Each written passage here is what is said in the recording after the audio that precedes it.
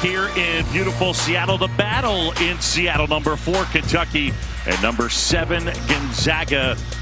Third straight year these two teams have gotten together. This should be an entertaining matchup. And the guy that leads Kentucky in scoring, the transfer from Oklahoma, Otega-Owe.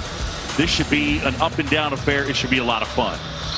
And welcome courtside, everybody. John Chambee and Jimmy Dykes. Start with this. These are two of the bigger brands in college basketball. The Zags in Kentucky. This one's got a big feel to it. Yeah, no doubt, Book. Both of them ranked inside the top 10 right now. It's kind of a preview, I think, perhaps to an Elite Eight, maybe a Final Four matchup in March. Both these teams explosive enough offensively to get there. Now, there's a lot on Otega-Owe tonight, considering Lamont Butler not dressed for Kentucky. That's a big hit to this Kentucky team. This is a downhill driving guard and a bulldog defender that could have gotten after Nembhard. As a result, Kirk Crease is in the starting lineup. Kentucky a man down tonight. I expect both clubs to play with a desperate effort, considering how big of a resume win this will be. So big pressure on Kirk Crease, who started his career at Arizona to West Virginia and now is with Kentucky. Amari Williams will jump it up for the Wildcats, and for Gonzaga it'll be Graham Ike as we get ready to go. Some games just feel different prior to tip, and this is one of them. Ike and Williams. Ike wins the tip, and it's the Zags basketball. Nembhard with it. And both these teams like to get up and down. And this is a game that could well be in the 90s. Ike with Williams on him, and the lefty jumper is good. Yeah, Kentucky does a good job, Boog, of pushing him off the post. He just faces up with a 12-footer. He was big last year in their win at Kentucky. What do they lose with no Butler as Crease launches and hits? They lose one of the best defensive point guards in the country. That's how big of a hit this is to this Kentucky team on the road tonight. Caleb Battle able to answer. You take a look at the starting lineups. Nembhard and Battle along with Michael Ajayi, Nolan Hickman, and Robinson. Back and forth we go. Jackson Robinson, who came with Mark Pope from BYU. Well, both teams very comfortable playing the game in the 90s. One of them averages 92. Gonzaga, Kentucky comes in averaging 90. A lot of shot makers at all 5 spots for both clubs. Out of bounds. And in his 26th season, Mark Few, one of the deans of college basketball, highest active D1 winning percentage, 9 straight years they've gotten to the Sweet 16. Yeah, and it's not about me, is how I would sum up Mark Few. It's all about just how hard we play, how tough we compete, the quality we put on the floor. He is a jewel. Owe finds Williams point blank, can't hit. And it zags down one the other way. Battle. And Williams rebounds. Here comes Kentucky. Otega-Owe leading a group that is very experienced. It's a transfer-laden Kentucky team. Carr inside, flips it up. Ike with the rebound. And here comes Nembhard. But both teams like to open up the floor and heavy on ball screens, especially with Nembhard right there. And in the middle third of the floor, in that early transition ball screen, so difficult to defend. Nembhard, like his older brother Andrews, the Pacers starting guard, first 2 years elsewhere. He was at Creighton Andrews before transferring to the Zags at Florida as they find Williams for the flush. Well, that's one of the aces that Kentucky has in their offense now, that middle ball screen action for them. And they dive out of it with a vengeance. Ike backing down, physical down low. That one is knocked away, and Ike gets it back. Hickman fires. And Ajayi with the rebound. Short on the putback, and eventually Carr pulls it down. If you don't want to rebound against Gonzaga, you don't want to win. And that was the message from Mark Pope to his guys at noon today. Transition defense, battle on the boards. If you don't want to do it, don't get on the bus. Crease. Battle the rebound, pushes up ahead. Caleb Battle at the basket. Wow. Wave it off. It's on the floor. Ooh. I think it was the right call as we look at this slip dunk by Kentucky a couple of possessions ago. That middle ball screen is opened up because the shooter's on the outside. No tag guy at all in the picture. And Mark Pope, he knows of Caleb Battle. What Battle has brought to Gonzaga this year, Boog, is a guy that puts fouls on the defense. Just a big, physical, scoring wing, 99 in white. Well, Mark Pope talked about the last 3 games shooting under 30% from 3 as Nembhard drains one and gives his Zags the lead. But he emphasized more than anything, he wants to see them shoot more threes. That's been the issue to him. He needs them to be shooting north of 30 threes a game. Yeah, and the last 2 games, they have been under 30 three-point attempts a game. Now, Clemson's physical defense had a lot to do with it. Carr able to track down the rebound. Now Williams finds Ole spinning inside. Nembhard.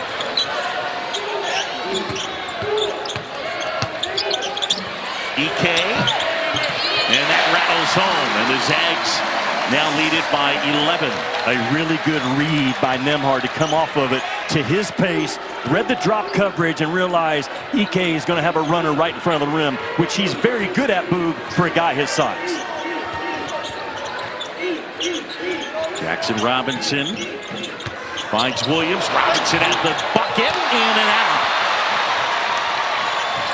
Gonzaga in transition. Nembhard absorbs the contact, and that one is on the floor. When we talked in the open, the oxygen to this Gonzaga offense is 0 in white. His tempo, his pace is always his style. Does not get rushed. Finds EK with a little runner. Really well done by the Zags offense early.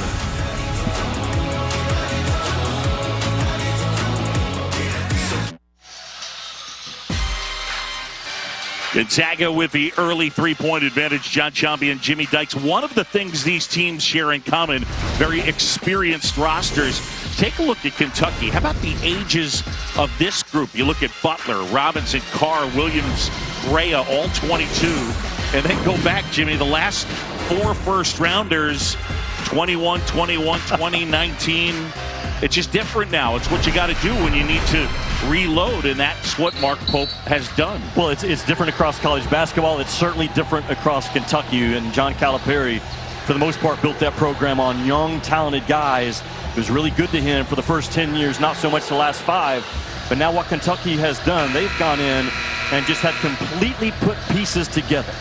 And as old as they are, they're still very young. This is only their 9th game together as a Wildcat. So to Mark's point to us today, this Kentucky team is going to get better. Yes. And when they start playing instinctively on the offensive end instead of having to try to still think a little bit, man, the ceiling for this Kentucky team is really, I think it's as high as anybody in the country. 81% of both scoring and minutes returning for Mark Few. That is the most in any of his 26 years. And top 5 in the country. EK backing down. Shot rattles out. And a rebound pulled down by Kobe Brea. Brilliant shooter. Last year led the nation in 3-point percentage. Picks up his dribble, and now Kerr creasing. Gonzaga leading 11-8 here in the early going. Carr harassed by Ajayi. And now Owe kick out. And a travel on Brandon Garrison, the Oklahoma State transfer. You think about Kentucky, you think McDonald's All-Americans. Garrison is the only McDonald's All-American on the Kentucky roster. How about that? And Kentucky did not put a freshman on the floor in the game at Clemson on Tuesday night. That hasn't happened since back in 2006. EK knocks it down. Remember, when these teams met in February last season, it was EK who had a big game, had 23 points, and yeah, there you see, there it is, 0 minutes in that loss against Clemson on Tuesday. You were there for that. You know, Gonzaga watched that film, and what they saw was Clemson very physical defensively, making Kentucky cut through contact, blowing up dribble handoffs, blowing up and interfering with that zoom action. And Gonzaga has had a week to prepare for this game. They haven't played since Atlantis. If you're Gonzaga, make them hit your fastball. What is Gonzaga's fastball? It's that middle ball screen. You cannot throw a steady diet of the same type of coverage at Nembhard. He will pick you apart and go beyond that 10 assists that he's averaging so far. Ortega Owe leading Kentucky with 16 points a game. He led them with 17 in the loss at Clemson.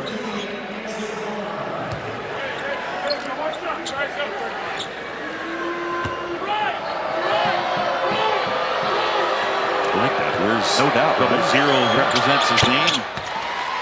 That's an easy call. 13-10, under 15 to go here first half. Climate Pledge Arena, the battle in Seattle. Nembhard, left-handed scoop shot, little strong. Garrison the rebound. Looks like he's got numbers. Shoot it. Robinson. And EK the rebound. Nembhard up ahead, battle at the basket. Wow. And it's good. Took in 3 seconds, and you won't find a better transition long pass than what we just saw from Nembhard. He threw a strike like I talked about in the open from about 40 feet away.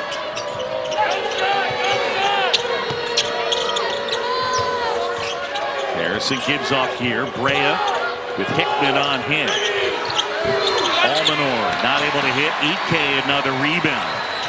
6 points and 6 rebounds for Grand EK here in the early going.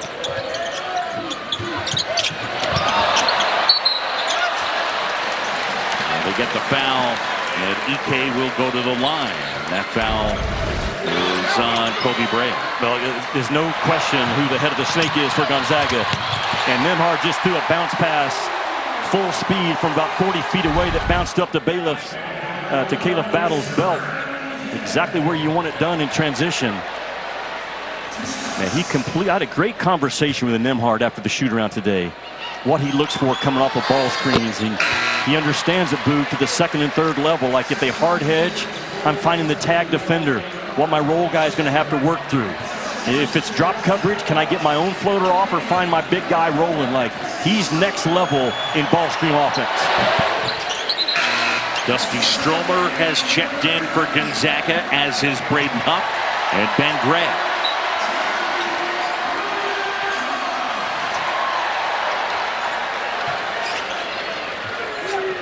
Colin Chandler here handling, and he gets bumped by Nolan Hickman. Now Mark Pope's going to go deeper in his bench tonight because of Lamont Butler not being able to play. And Chandler's a guy that's got a terrific future, talking about 5 in blue. The physicality of this game, he's going to be tested as a freshman on this floor. Chandler signed with Pope at BYU before going on a 2-year mission trip. And then followed Pope to Lexington. Here's Brea working on Hickman. He will have no airspace tonight with Gonzaga's defense scouting report.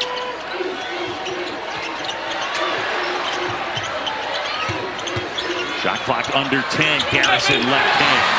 Just not a good shot. Off balance with the left paw. Low percentage 2-point attempt. Jimmy, I'm going to go ahead and say I won't say shot clock under 10 very often. He will not. Garrison the rebound and a Hickman miss, and a Wildcats down 7 back the other way. Oh, good look. Garrison inside, puts it home. That is so hard to guard, that transition ball screen out of an empty corner, and right back at you. Gonzaga firing. I think Mark Few trusts his depth right now against this Kentucky team down a guy. That one through the hands of Brandon Garrison, out of bounds. A turnover, and Mark Few's team with the basketball. This is that transition ball screen. Bam, they set it on the open side of the floor. So there's no defender in the corner to come off to take away that dive by Garrison. Really well done. Quick striking offense by both Kentucky and Gonzaga. Climate Pledge Arena here. The battle in Seattle. Kentucky and Gonzaga. The top 10 teams. Nembhard step back. Got it. If he wants to get 12 assists, he'll get 12 assists. If you make him a shooter, he'll knock down shots. Truly one of the top point guards in the country, along with Cam Jones at Marquette, Braden Smith at Purdue, Zakai Ziegler at Tennessee. Those guys come to mind along with this kid. And Chandler threw it away. Yeah, Nembhard, the nation's leader in assists, came into the game with 86 of them and only 14 turnovers. And he's a 35, 36-minute guy. He doesn't play tired. Few tries to rest him around that 12-minute media timeout for the most part. But a durable, tough kid. Only 6 feet tall. His brother was like 6'5". That's one of the big differences in their game. Kicking up the basket, left hand. And the kid from Seattle puts it in. Mark Few's final 4 teams played with 2 point guards on the floor. He has that same thing this year with Hickman and Nembhard. Teresa rebounds the Bray and miss out of bounds. And when we come back, it'll be Kentucky basketball. Mark Few and Gonzaga here in Seattle with a 21-12 lead here in the early going.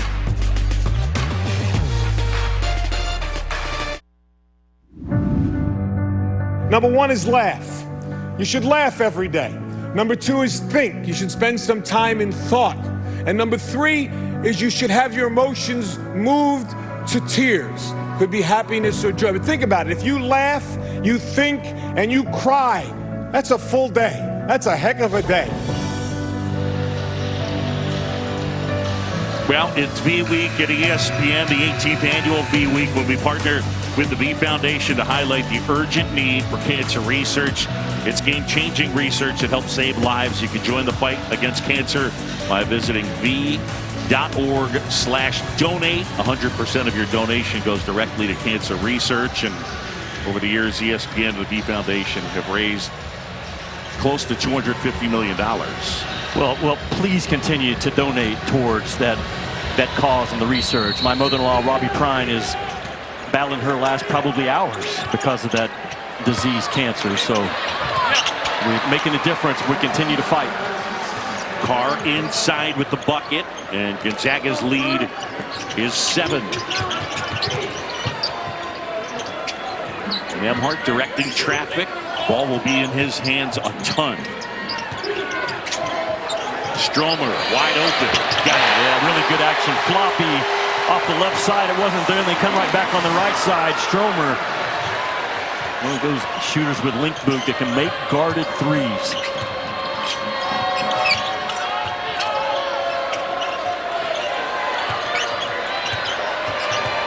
Carr going to work on Greg off the glass and in. A Wake Forest transfer. I like how Carr plays through contact. And he's a spinner, and Gonzaga's going to sit on that spin action. That time he did a good job of just barreling through the chest. One of the rare turnovers by Nembhard. Over and back. 2 possessions to go. Watch what Gonzaga does. They're going to run a shooter, Hickman, off the left side, off of a double screen, and then immediately the bottom guy in that screen, Stromer, just going to come out the other side. So a little different version of Floppy, but still you're starting shooters under the basket, flying out to the side with violent scoring cuts. And Huff with a little bump to give extra space for Stromer and the shot. Owe at the basket, puts it in. That was a grown man drive by Owe, just almost making something out of nothing. Again, another body blow basket by Kentucky in this game.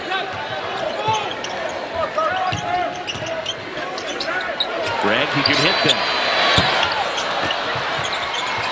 Loose ball. Stromer strips it away. And then eventually the Landis Pool saying kickball. Yeah, inadvertent nod. I'm pretty sure Nembhard did kick this basketball in a scrum for the ball, right? Yeah, I don't know. Man, that wasn't a kick. That was just a ball on the foot. Nembhard's got a right to complain. And there's that Owe tough drive with that low, strong sweep, man. He just blows right by Battle with a forceful drive. Nembhard hesitates. Huff backing down. Left hand flips it up and in. Braden Huff going off a 14.4 rebound performance against Davidson. He is money. Inside that three-point line is Huff, one of the better two-point percentage shooters in the game right now. Huff pulls down the rebound. And Caleb Battle. Huff straight on 3. Greg the rebound.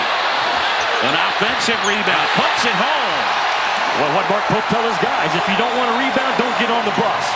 This is a Gonzaga team plus 10 on the glass.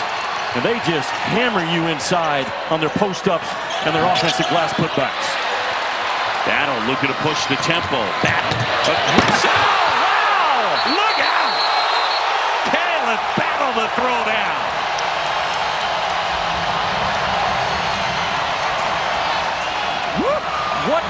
just see?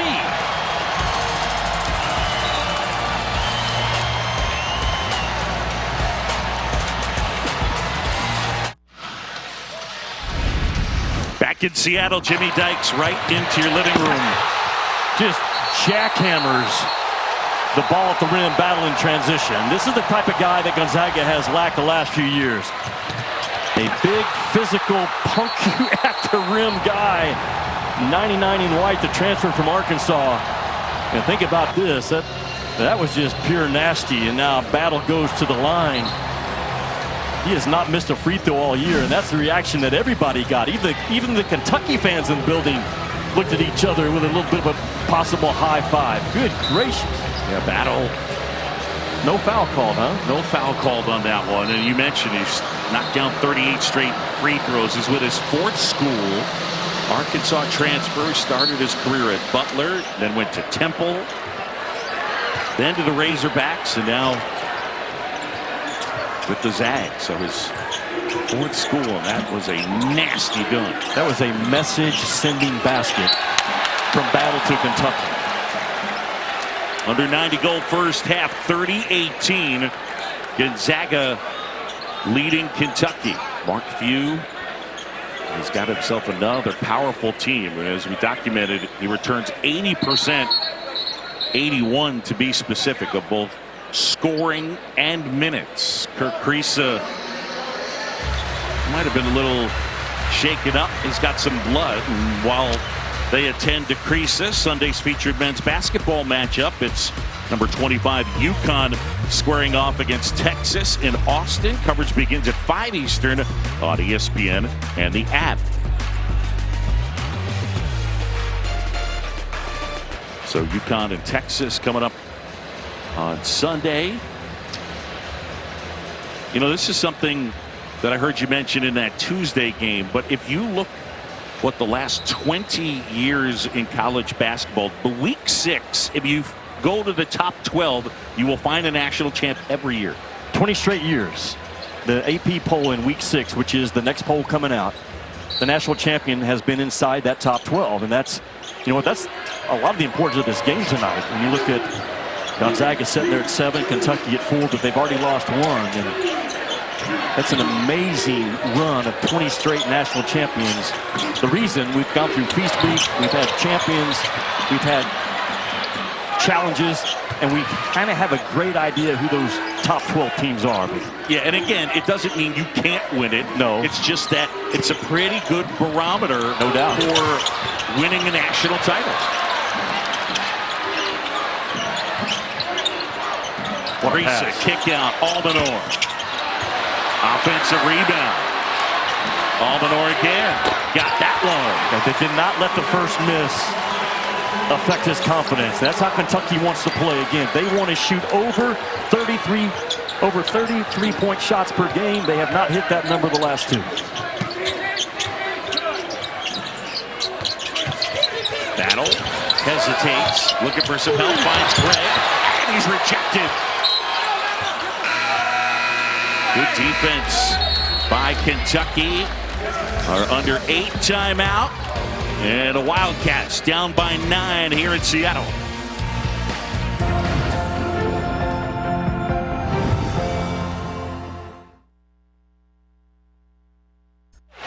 Back in Seattle. That is a good look, sir. Kentucky down by 9.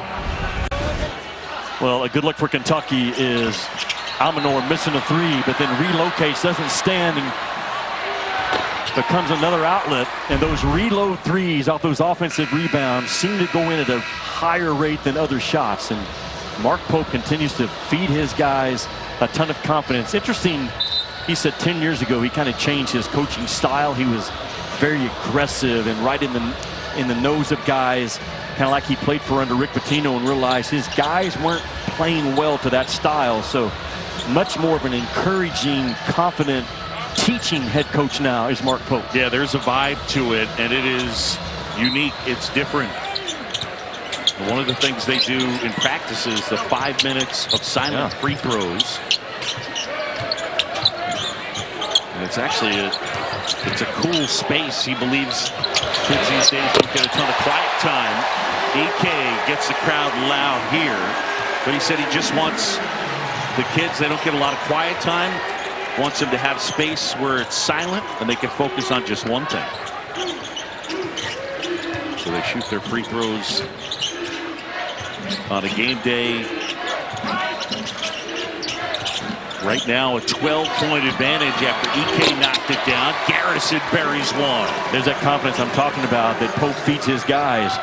And that's the first made three-point shot on the year by Garrison, but he shot it with confidence. I do like Gonzaga, though, being physical on the dribble handoffs or blowing stuff up. When they switch move, they're switching high, not making Kentucky, or not letting them have easy, clean looks for the most part. Battle rebounds the Nembhard miss. And then they get Battle for stepping on the baseline and a turnover. Gonzaga is going to set that middle ball screen, and this time EK is going to pop out of it. And he's not known as a three-point shooter, but again, you get a pretty good look, and EK, good looking stroke for a guy that's now 2 out of 6 on the year. A turnover, by the way, for the Zags, just their third. Robinson. Garrison will try again. Loose ball, and eventually Almanor tracks it down. Robinson inside. Rebound and one. Garrison will go to the line. That is a big-time effort by Garrison.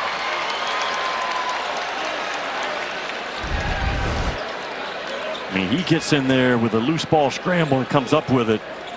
And his positioning, we backed it up a little bit to see him sprint in. Did they just get Garrison with a tech?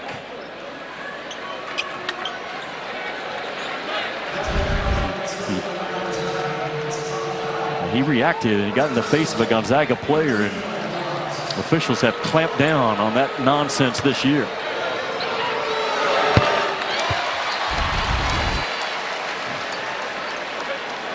I appreciate the play by Garrison, but then that little extracurricular right there, and quick on the call, Gregory Nixon.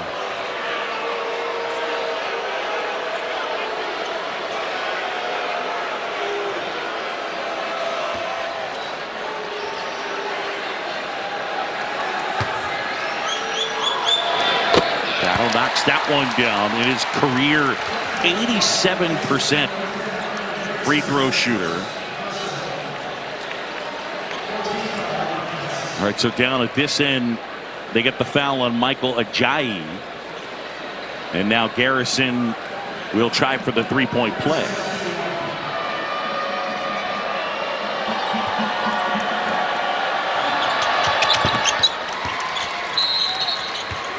The long-term pro potential is there for Garrison, because you see his stroke. There's nothing wrong with it at all. He hasn't taken a lot of in his career. He's that long, athletic, eager to learn kid that could really grow into a special player. Closing out 6 minutes to go. And the Zags leading it by 8.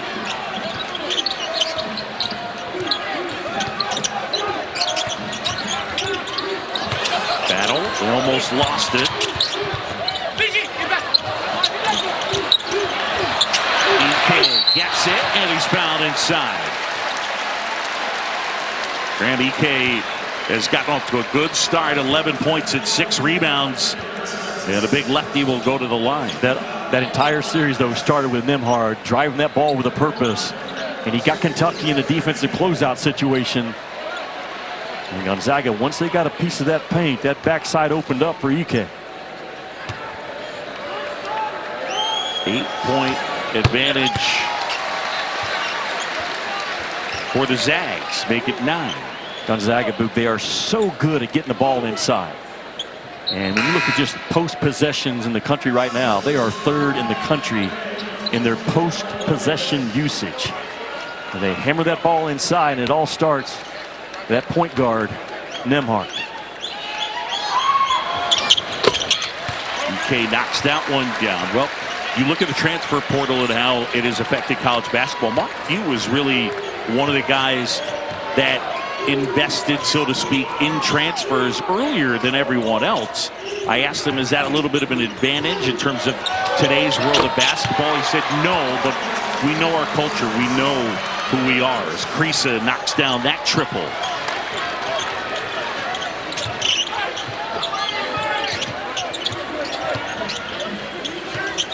Stromer the handoff. Nembhard gets it back. Ryan Nembhard finds Ike. Good feet and one. That is next level ball screen offense by Gonzaga. You said throws strikes. That was a strike to Ike. Kentucky did a good job of forcing Nembhard out with pressure, but then once he comes downhill, he plays to his pace. The tempo that he wants to go with, you cannot speed him up, and he waited to the last second for Ike to come open and fired a strike from about 10 feet away. Hard play, made it look easy. Nembhard, by the way, already with 7 assists. And Ike with 16 and 6 inside, and Brea gets it to fall. Kobe Brea, the kid from New York City, transferred from Dayton. Great shooter, does work inside there. Yeah, the best shooter in the portal last year was Brea. He's shooting 60% right now from the three-point line. Second in the country. Make him put it on the bounce. Ike rattles it home. What a first half for Graham Ike, as he's got 18. And remember, we told you last year Gonzaga got things going with a big win at Kentucky, and Ike at 23. Nembhard pulls down the miss from Brea. Yeah, Kentucky went into Rupp Arena last year unranked, won that game, and that got on a hot streak all the way to the Sweet 16. And it was Ike with a huge game. What a pass. And Ajayi is fouled. Michael Ajayi will go to the line. Luke, the speed of Nembhard on film looks one pace. Courtside, he's got an extra gear. That burst, that explosiveness, really with either paw. Hard to guard. And I know we mentioned it, but Dan Schulman did want me to mention he's from Canada. I'm sure Dan's watching. He watches every game that he's not doing. Yes, he does. Ajayi knocks it down. Sunday night, our women's college basketball matchup is a top 10 showcase between number 3 South Carolina and number 9 TCU. Coverage begins at 7 Eastern on ESPN2 and on ESPN+. I'm big on TCU's team this year. They were picked 5th in the Big 12. I think they got a great chance to win the Big 12. Think about this. Oklahoma last year was picked 5th. They won it. I think we missed on the preseason expectations of that club. Haley Van Lith, Sedona Prince, that big 6'7" post player, and the three-point specialist Madison Connor. That will be a game to watch. Robinson hesitates, kicks it back out. Again, no Lamont Butler out with the ankle injury sustained on Tuesday. Chandler can't hit. Ike another rebound. Under 4 to go here first half. And Gonzaga has been in control. John Sciambi, Jimmy Dykes. The 2024 battle in Seattle. Emmanuel Inocenti into the game for the Zags.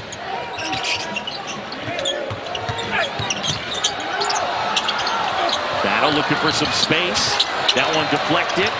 Wildcats the other way. Probably the best defensive possession by Kentucky so far in this game.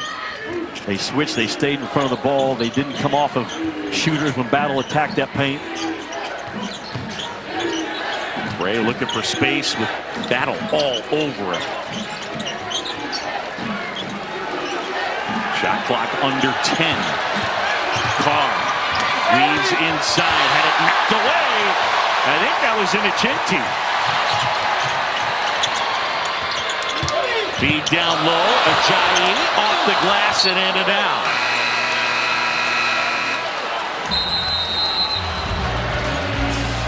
Gonzaga leading this one by a dozen. 2:50 to go here from Climate Pledge Arena. What's up? Coming for halftime. That's Coach. I'm Dallin Marquette. Cam Jones is must-see TV. We'll show you that highlight of that young man, what he did today. Also, Coach Pitino, great touching tribute to the late, great Luke Carnesecca. Here, Gonzaga is really rolling. Just really impressive. They can beat in transition. They can beat in the half court. They can beat in post-ups. And Ryan Nembhard, he's like a conductor of a symphony. He just gets the ball where he needs to, when he needs to get there. Jimmy Dykes, that guy's really good. Coach, he already has 7 assists. And he's coming off of a career-high 14 assists against Davidson down in Atlantis. I saw him. And I mean, his understanding, when you sit and talk to a guy and just say, hey, tell me what you see when you're coming off of ball screens. What are you looking for? And he explains it like a coaching clinic, like an NBA coach or an NBA guard would do. And that's what you're dealing with right now at Kentucky, trying to get Nembhard under control. The lead is a dozen. Ike grabs the inbound, and he'll try a 3. That's short. Carr the rebound. Kentucky the other way. For Gonzaga, you have to continue to be crazy physical with those side ball screen dribble handoffs that Kentucky thrives on. That was a tough shot. Jackson Robinson tried to hit. These are 2 of the top 5 scoring offenses in the country.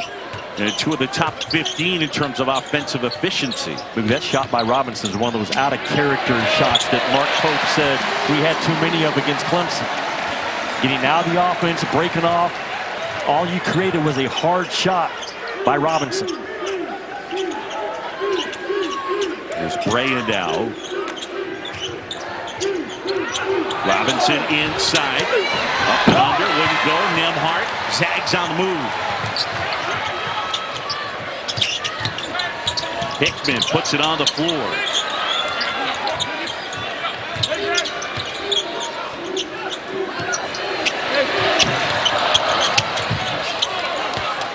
Travis Perry is checked in for Kentucky. Brea finds Carr. Thought about firing one up. Man, they have been on Kobe Brea. Just no space to shoot. And there's Perry. Ike the rebound. Feels like a dangerous last minute 19, right, for Kentucky?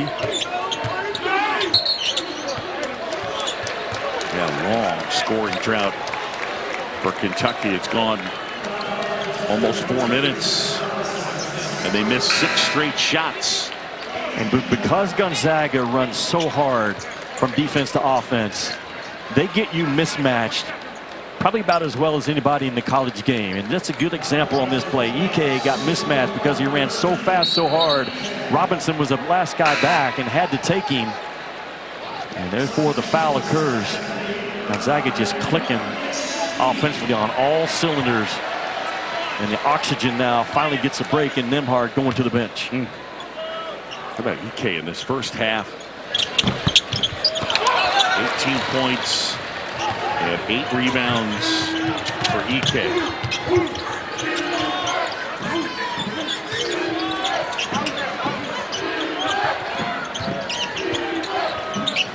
Brea picked it right up on him. Less than a minute to go here in the first half. Williams backs down. And Gregg swoops in for the rebound. Gonzaga again very physical defensively, blown up anything for Brea, physical in the post. Even that catch by Williams was, 2 or 3 steps higher than Kentucky would like to have instead of on that restricted arc. Well, at the beginning of the broadcast, we talked about Ryan Nembhard leading the nation in assists, and you documented the way he directs traffic, and he's been on point in this one. Well, and we've seen it all. And he comes off down this first one right here and gets on that right side, and then the pocket pass. He has read the drop coverage to perfection. And that transition pass from about 40 feet away is as good as you're going to see in college ball this year. Again, a lot of this stuff is him getting to his right paw and just playing with terrific pace. And Ike is diving right to the rim, right down the middle. And Kentucky's not tagging. They're not being physical. Allowing Zero to turn the corner is a problem. 6.7 assists for Ryan Nembhard, Andrew's younger brother. Nembhard, 7 assists here tonight and just 1 turnover. 243 assists, I think, last year for this kid. Was the single season Gonzaga record. You think about, man, the great point guards that come through here, from Stockton to Blake Stepp, Dan Dickow, Jalen Suggs, his brother Andrew Nembhard, Josh Perkins on down the line. And that tells you how good he is.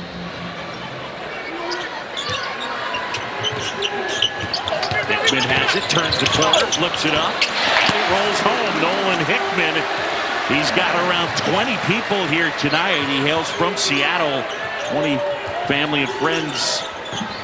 So busy with the tickets, and he flips that one home. An 8-hole Gonzaga run. Carr inside. He's fouled and he'll go to the line. Andrew Carr. Kentucky has not shot the ball well in this game. The issue for them is there's no resistance on the defensive end. If it's not Nembhard, it's Hickman just coming off and getting downhill, not stopping the ball, not blowing things up, not being physical, melting on screens. The same thing that Mark Pope's going to talk to his guys about at halftime. You're allowing Gonzaga to get halfway to 100 in the first half. They're coming off getting knocked around at Clemson, and now they come to Gonzaga. A brutal 2-game stretch will resemble what they're going to run into in the SEC. It was going to be a tough year in the SEC for everyone. The ACC found that out firsthand this past week. And in Joe Lunardi's latest bracket, 12 teams out of the SEC are projected to be in that NCAA tournament, and that number could hold.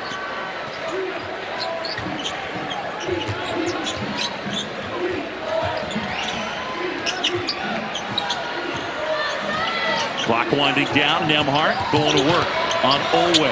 Just beyond the throw line, knocks it down. What a first half for Gonzaga. Ryan Nembhard with the jumper with just under 2 seconds to go. And it's all Zags here in the first half. You can climb up in his jersey if you want to, but you're not going to speed this kid up. And his balance and his lower body strength and his understanding, time after time after time, Nembhard has gotten to his right hand in this game. It's a big reason why Gonzaga has hung half 100 on Kentucky. 50-34, Gonzaga leading at the break. Time now to send it to the studio. It's our halftime report with the Zags head here in Seattle. We send it to Dowling Cup and Seth Greenberg. Thanks, Boog.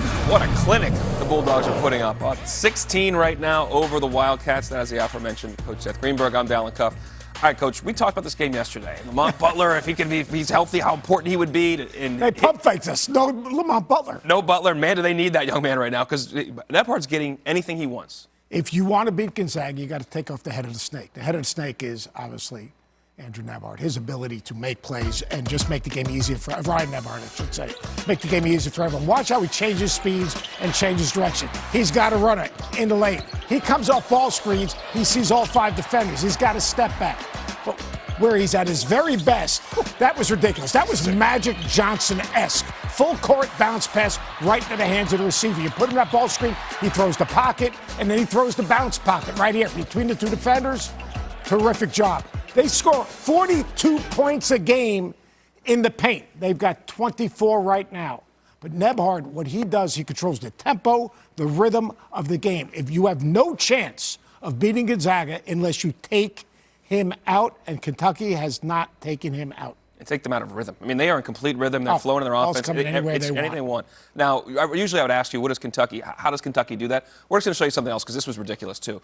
Caleb Battle, like in transition, there are times your jaw just drops. That was one of them. We all screamed in the studio right here. I mean, are you kidding me? And that's what he brings, though. He brings an edge, a toughness, ability to get downhill, ability to play through contact, a physical defender, and a world-class athlete. And that's who he is. And that's what this team needed. They needed an edge. The difference in this team, and maybe last year's team for Gonzaga, is they got a little more physicality in their defense. Yeah. And he's a big part of it right now. That physicality is showing up right now. As we talk about, they can't get off the dribble handoffs. Here, Jimmy said it multiple times right now. It's a big problem right now for the Wildcats, to say the least. All right, when we come back, we'll get you the highlights from earlier today. Cam Jones, serious problem for Wisconsin and everybody in college basketball. We'll show you why.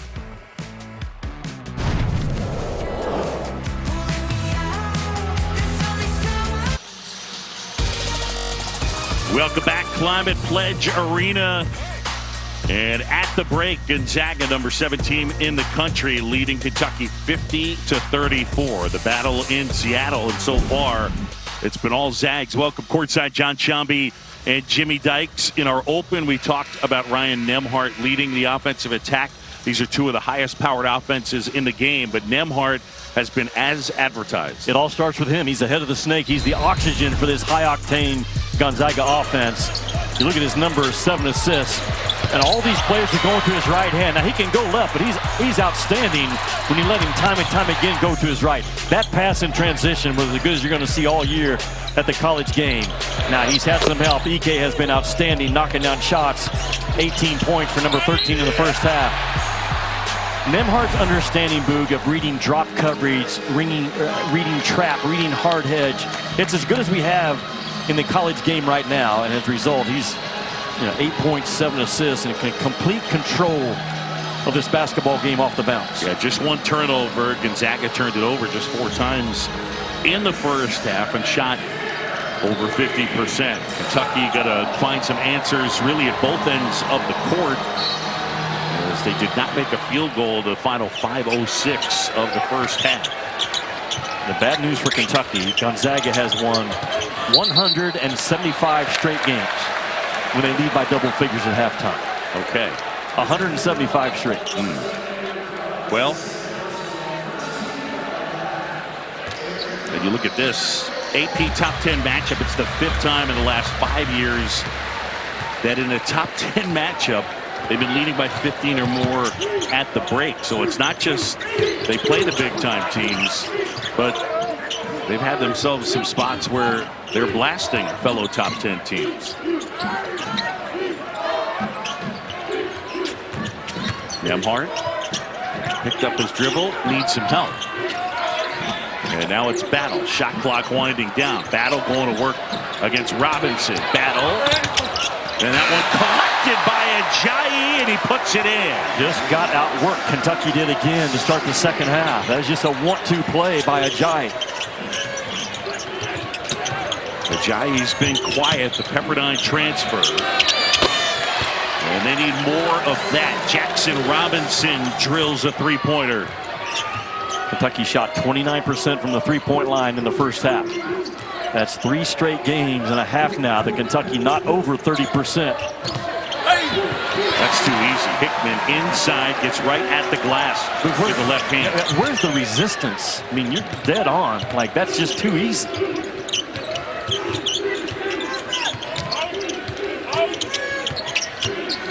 Kriisa gets inside, flips it up and in. Kriisa gives Kentucky a swagger and a confidence that they need. He's getting a lot of minutes tonight because of Lamont Butler not being able to play. If you're just now joining us. Battle inside, off the window, and in. Caleb Battle with 2 more. It feels like Gonzaga can take the ball anywhere they want, anytime they want against this Kentucky defense. Caleb Battle with 11.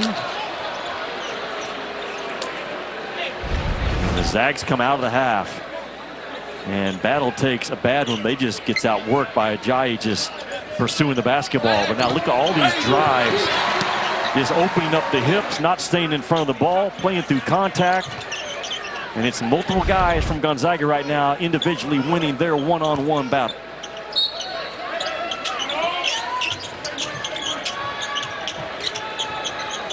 Otega Owe here. Owe hesitates, gets at the basket, a little too strong. And a rebound picked up. Owe puts it in. Otega Owe, his brother Odafe, the linebacker with the Ravens. Odafe put together a good year this season for Baltimore. No doubt. And Kentucky's in that spot right now where they got to get back-to-back stops and back-to-back makes. And they need to string several of those together right now. What do you want to see them do at the offensive end? Well, they haven't ran their zoom action a lot. They haven't ran their DHOs very well. They just have to be more physical, I think, is what Kentucky has to be right now. Well, speaking of that, Carr absorbs the contact and he'll go to the line. I just don't think you can finesse jump shot your way back into a hard game, especially on the road. And Mark Pope calls the number for Carr, who's Pretty physical, does a good job of getting his left shoulder and doesn't open up and let Ajayi get to the ball. Kentucky had a good win to begin the year over Duke, and Carr had a team-high 17 points back in that win over Duke. Yeah, he's a tough match. Now Mark Pope goes to a 1-3-1. A handful of possessions Kentucky has played all year in this defense, but you've got to do something. You've got to throw a curveball, something at Gonzaga to try to change the game. EK thought about finding Nembhard. Shot clock is at 5. Nembhard working on Olwe. Hickman. And Kentucky able to grab it and go the other way. Now Kentucky played zone the entire possession until about got under 10, then went man-to-man. Robinson feed inside, and Williams with the two-handed stuff. So Kentucky has changed the game. Mark Pope just one possession of zone that ended up to man, gets a key stop. And now Kentucky playing with force, Boog, on their offensive end. It was Carr the last possession, and now Jackson Robinson drives that ball. Instead of throwing up something off of 1 foot, he plants 2 and finds a backside, and all of a sudden, got a ball game in Seattle.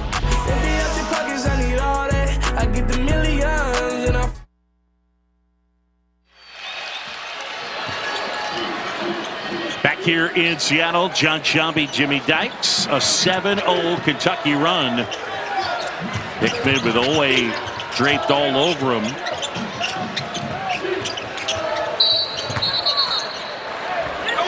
And they get a foul inside on Amari Williams. So Boog, all Kentucky's doing, they're showing zone alignment, 1-3-1, but then they're quickly going right back to their man-to-man, just slowing Gonzaga down a little bit, trying to confuse him, make him think, take that early ball screen action away from Gonzaga by showing zone.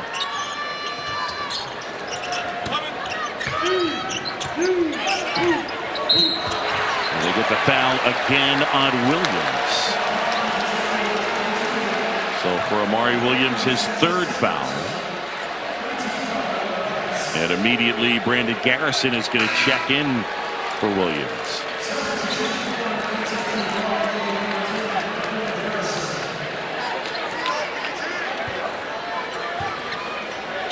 Nembhard to trigger on the baseline. Gonzaga leading by 10.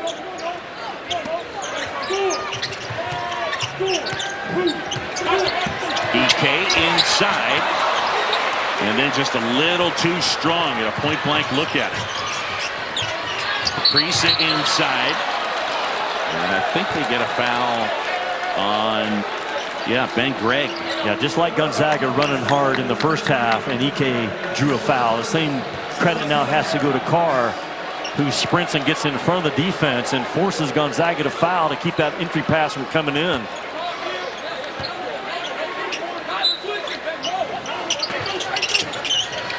Jackson Robinson catches.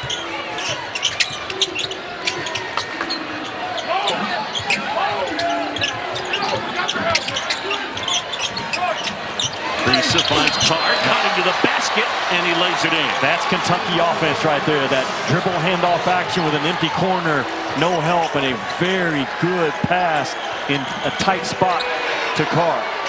11 for Andrew Carr. EK in close. That wouldn't fall. He's had a couple of point-blank looks and hasn't been able to make it.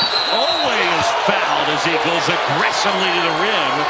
And this is a different-looking Kentucky team here to begin the second half. How about the fight back by Kentucky, man? If you're a part of BBN, you got to stay up and appreciate what Kentucky has done coming out in the second half. That side empty naked corner action by Kentucky is good to them so far.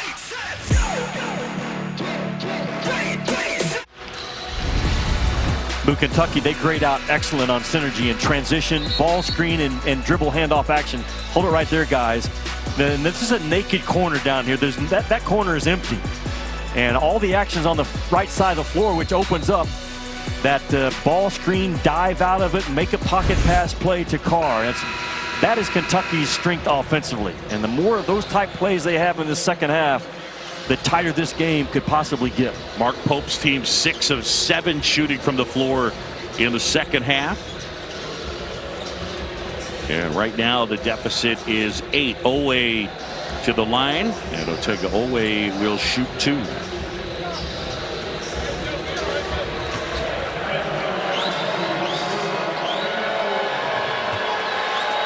Well, there's a lot at stake in this game. This will have a life shelf through the next 3 months. Kentucky's going to be a major factor in the SEC, which is the power conference this year. Been some separation between the SEC and everybody else. And Mark Few knows he's got a chance right now here in Seattle to put a good one on that resume. I think I'm not going to let you get away with saying life shelf. I think I'm going to correct it and say shelf life. That too, it has both. That's how good this win will be. Did I say life shelf? You did. Love you. From the corner, Hickman. And Caleb Battle. Nembhard. That won't fall. This ball will go in. Surprise. You get hard to rebound. Look out. 2 or 3 offensive rebounds. You seldom miss.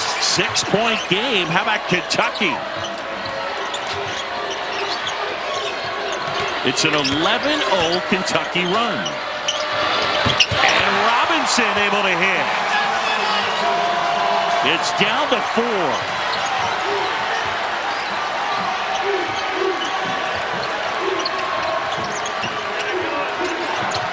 Battle, little pocket pass. Greg rattles that one home. A really good find by Battle not to force it himself. And again, Gonzaga, that middle short roll action has been so good to EK and this time Greg. Gonzaga had been 0 for 8 before that make. Jackson Robinson, elbow jumper. I got it. Oh, the loose ball, Creason. And had the opportunity there to get it back to within 4.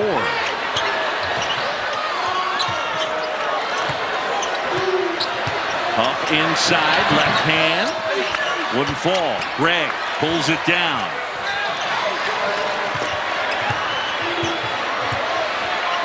Up again, step back, short that time. And Jackson Robinson comes away with it. Kentucky showing a lot of fight here in the second half. Yeah, Mark Pope slows it down. Now he's got the play calls in front of him. Now, Kentucky fixed the problem in Tuesday night's loss at Clemson in the second half on the glass. Great teams fix the problem now, not the next day. And we're seeing some of that from Kentucky right now in the second 20 minutes. Creason in and out.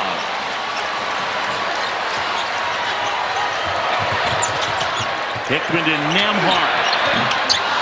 3 wouldn't go, but Greg, an offensive rebound. More 3 straight possessions by Gonzaga. They've gotten an offensive rebound out of. Now they will pound you on the glass, this team in white, but Kentucky, their fight back has been Kurt Creason turning the corner, hitting a tough 2. Jackson Robinson playing off of 2 feet, find the backside. And the beautiful naked corner dive by Carr. And Jackson Robinson just with a tough fadeaway, a 6'6" guard that can make guarded shots. Kentucky is more than back in this game. 58-52, under 13 to go. Climate Pledge Arena in Seattle. Kentucky shows that zone again, but then they're quickly into their man on the first pass.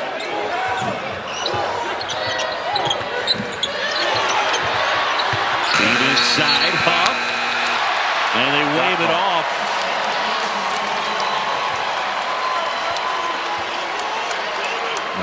Shot clock violation, I'm pretty sure. Yep. Huff cut in front of Brea, just a second too late. So 6-point game. With Kentucky gaining confidence.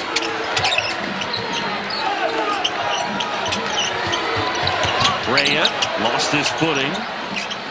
Kobe Brea's been quiet. And that one chipped away to get the foul on the Zags. It'll be on Ben Gregg.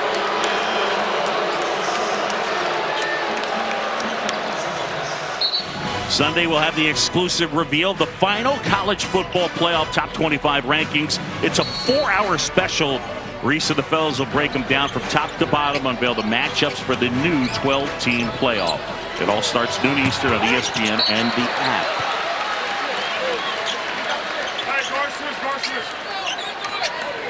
Big day in college football. And how about Arizona State in the Big 12 picked, I think, last in that league or next to last?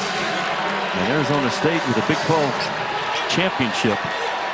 Clemson up a touchdown. About 4 minutes to go. That one inbounded by Travis Perry, who's back into the game. Brea fires and hits. Big time shot by Brea. Gonzaga made him bounce at one time, but he got a clean look at it. He is second in the country at 60.5% from the three-point line. The kid from Washington Heights, the godson of Felipe Lopez, Kobe Brea. Man, how this game has changed. The fight back on the road by Kentucky, so impressive. Nembhard. Gregg fires. Loose ball. Brea comes away with it. Kentucky down by 3. Olwe aggressively at the basket. Loose ball. And now Battle pushing ahead. Nembhard, good find to Gregg. Brea, looked like he got all ball. Well, we said off top that this feels like an Elite Eight type game, and it has certainly felt like that in this second half. And the play has gotten much more physical. Kentucky now ringing the bell as well. Brea, you cannot go under an elite shooter like Battle just did. Kentucky, you look up, 58-55 in Seattle.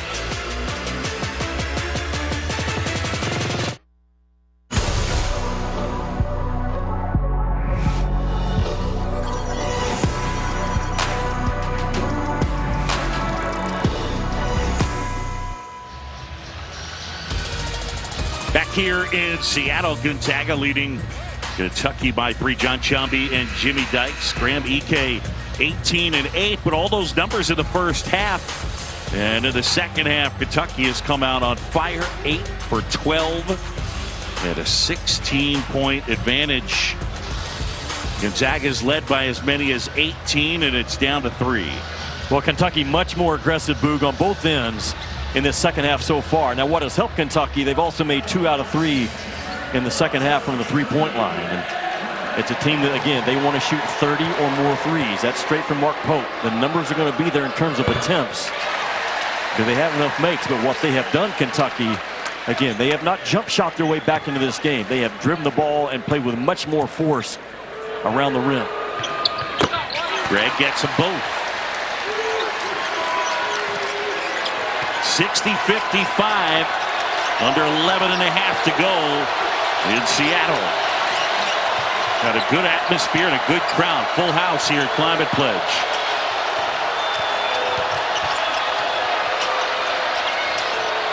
Kriisa rattles out, and Huff pulls it down. Nembhard off the back of his foot. He lost it for just a moment. And an offensive foul. Those are the type plays that Kirk Kriisa has made throughout his career. He's got a gambler's mentality really on both ends, but sometimes that gamble pays off. He just jumps right on that right hand of Battle. A 50-50 call that goes his way, but that's the spark and the passion that Kirk Kriisa brings to this Kentucky team.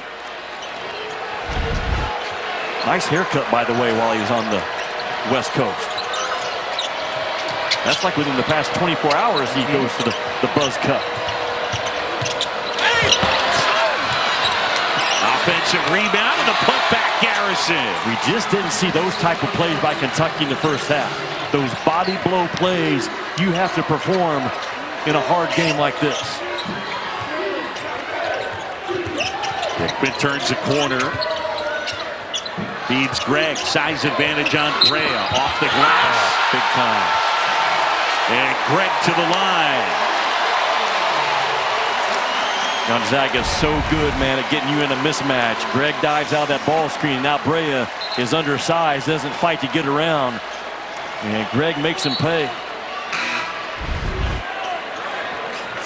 Ben Gregg coming off a 24-point performance. 8 rebounds in their win against Davidson. Averages 9.5 and 5. He's also an 83% free throw shooter. Gonzaga, one of the better free throw shooting teams in college ball coming into tonight. 82% overall at the club. 82% is going to get it done. No doubt. 6-point lead. Feed to the post. Carr off the window and in.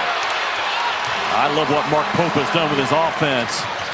They are hammering that ball inside and matching Gonzaga with what they like to do with their post-ups. Nembhard.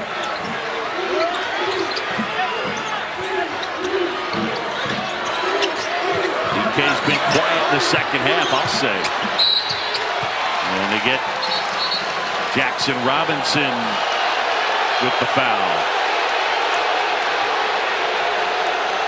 Now, Robinson lucky he didn't get teed up. Very much. Yeah, he knocked that ball out and sent it into the stands. When you come to double, you can't come to double to foul.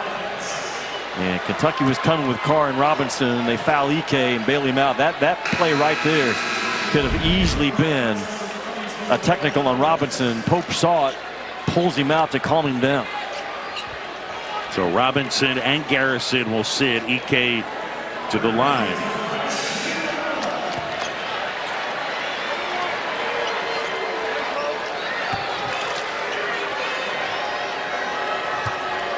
Ike looking for his first points of the second half, and he misses the front end.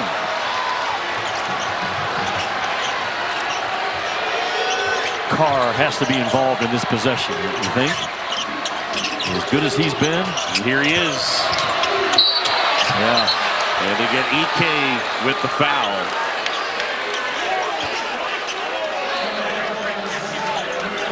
(63-59), 9:31 to go. And a reminder, next Saturday's SEC Network's men's basketball triple header.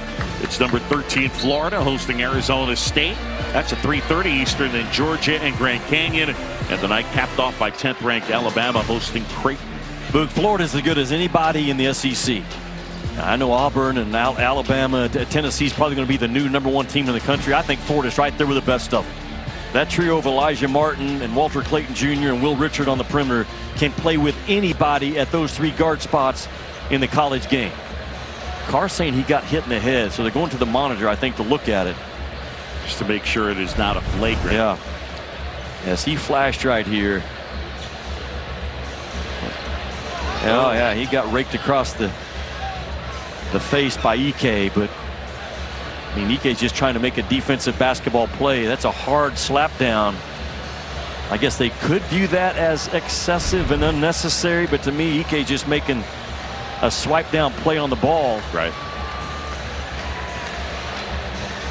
But he did get him across. Yeah, he did. Here, the forehead or the face first, right? Right there. There, yeah. And you can't judge intent. You just go by what the play results in, and that was hard contact, obviously, to the face of Carr.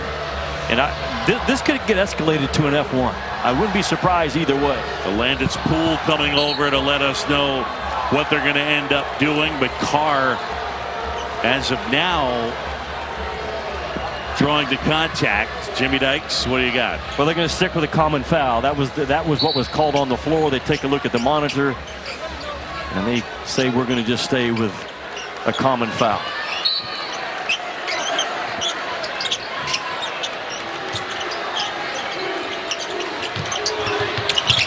Away, lost it for a moment. Loose ball, Krisa with it. Brea from way downtown, and that missed everything.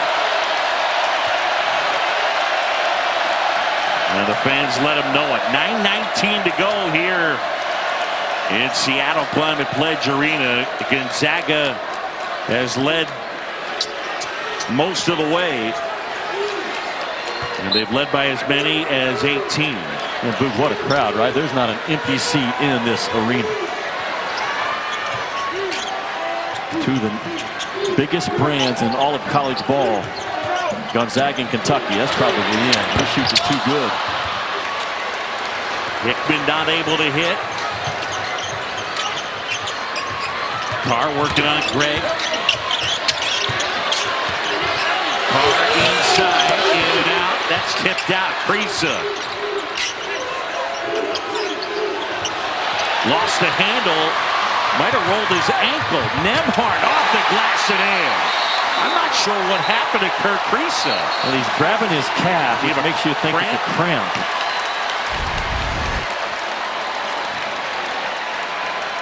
Right there, you can see that's when it first hit him. But you got to appreciate Kriisa to not give up and get back and at least throw up a wall and try to make it tough. And that's a big story with Lamont Butler already out tonight because of an ankle injury, and that's what got Kriisa in the starting lineup. And you hope it's just a cramp. And Lamont Butler in the sweats, an ankle injury in the second half, injured his right ankle, just rolled it non-contact situation. Good physical point guard, their top assist guy. And so without him, it was a rough first half as Gonzaga went to the break up by 16. Kriisa, it appears to be a cramp. 8:41 to go. And a 6-point advantage here the second half. Andrew Carr in Kentucky have pushed right back into it. Well, you forget or don't realize how big Carr is. He's all of 6'11" and 230. But man, is he good on the move. You can throw him the ball about any situation. He's got a good set of paws, doesn't fumble things in traffic. And he has been a force in this second half so far, doing damage around the rim, getting fouled. And Mark Pope continues to get play calls for big number 7.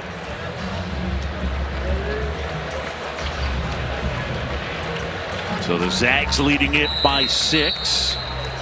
8:41 to go here. Kriisa will come out of the game as he deals with an apparent cramp issue.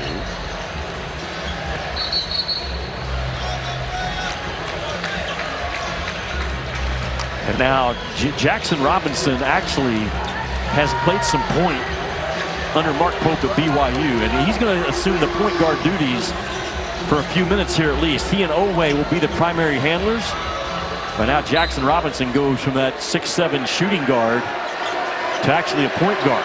And if you're Gonzaga, you try to get all over Robinson and prove that he can handle this thing under pressure. Nembhard right up on him. Brea. The deficit is 6. Brea feeds the post. Williams working on EK. Williams banging down low. Shot's a little strong, but Owe comes away with it. Well done, Otega Owe. Yeah, Carr kept it alive and Owe ran it down.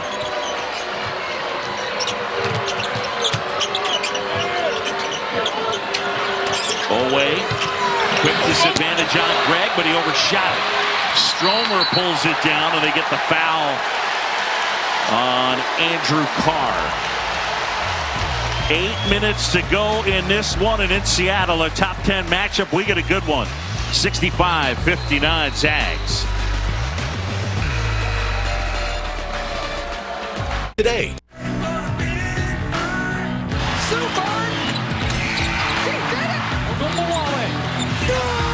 I love competing against them.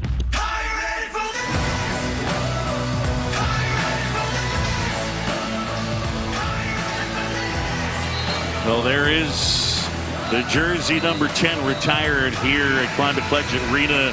Sue Bird, part of the Seattle Storm team that won the championship in the WNBA 4 times. When you think for a second, she won a WNBA championship 4 times, 5 Olympic gold medals, twice the NCAA tournament. Pretty amazing the amount of winning that Sue Bird did. Yeah, one of the best to ever lace it up in the women's game. And what I'd look at that women's side of basketball this year, multiple teams, maybe 9, 10, 11, 12 teams legitimately could win that national championship this year. Normally by this time, we're focused in on just 4 or 5. That number has grown, in my eyes, a lot this year to 11 or 12 possibilities. Dusty Stromer at the line. Can't hit. Stromer, career 82% from the free throw line. Luke, this is the worst three-point percentage team that Mark Q has ever had at Gonzaga. They're 0 for 9 from the three-point line in the second half. Nembhard chasing Jackson Robinson all over the court. And a flush. I'm telling you, just keep going to Carr. To me, he's quicker than those bigs of Gonzaga, diving out of those short roll actions, and just brings the hammer. Andrew Carr with 15.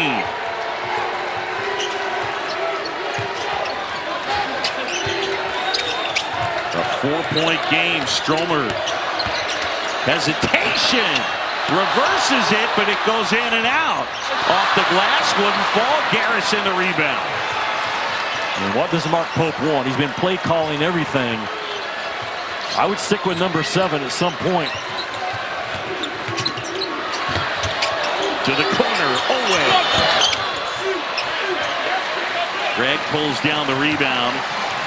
And the Zags with the ball and the lead under 7 to go. 65-61. John Shambi, Jimmy Dykes with you. And Nembhard has not gotten to that right hand coming off ball screens in the second half.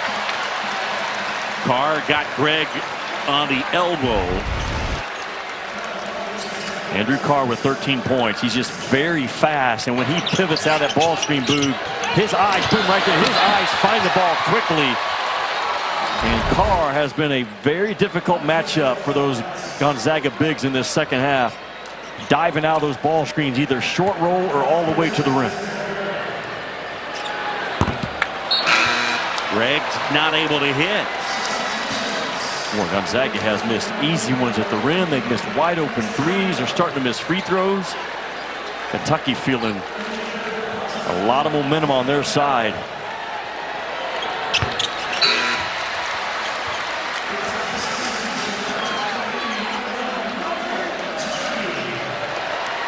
Remember, the lone loss for Gonzaga was in the Bahamas against West Virginia. They were up 5 with, what, 20-some-odd seconds left. Couldn't handle the press, which is unusual when you got 2 experienced guards on the floor. Tuesday night, Tennessee will probably and should be the #1 team in the country when the poll comes out on Monday. Pressure from the Zags. Nembhard, Ajayi as they get it off. Brea fires. Away the rebound. Off the glass, wouldn't fall. Tip. And go. I think that was Battle that came in there and battled.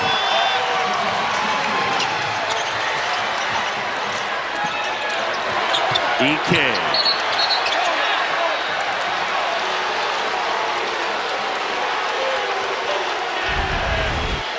And watch Kentucky fight on the glass. And it's multiple guys. Owe went and got to start with, but Battle right here comes up with a big tip.